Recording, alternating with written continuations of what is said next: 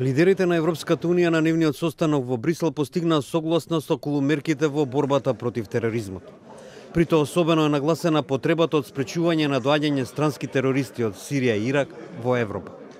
Председателот на Европскиот совет Доналд Туск, оценувајќи дека тероризмот се уште представува голема закана, изјави: We are fully determined to protect our people. To that end, the European Council agreed to deepen our efforts against foreign terrorist fighters. We want to finalize works on the new border information sharing systems this year.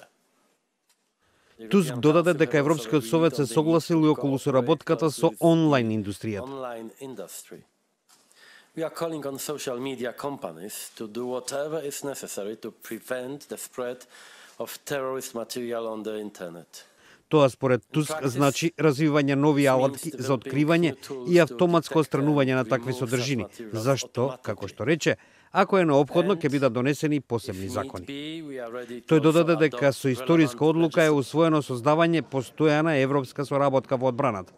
Тоа значи, како што објасни председателот на Европската комисија Жан-Клод Јункер, дека од посебен фонд ќе се издвојуваат средства за развој и изградба на единствени одбранбени системи на Европската Унија, за да се изедначат стандардите и типовите на оружје, за да се избегне непотребно трошење пари.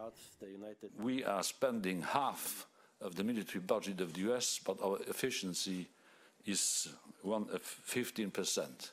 80% of the research and 90% of procurement is done on an exclusively national basis. Лидерите на Европската Унија исто така оценија дека соработката меѓу Унијата и НАТО останува клучна за севкупната безбедност, односно борбата против сајбер нападите, хибридната војна и тероризмот. Овој самит Европската Унија го посвети и на решавањето на проблемот со миграцијата, како и на трговскиот и економскиот напредок.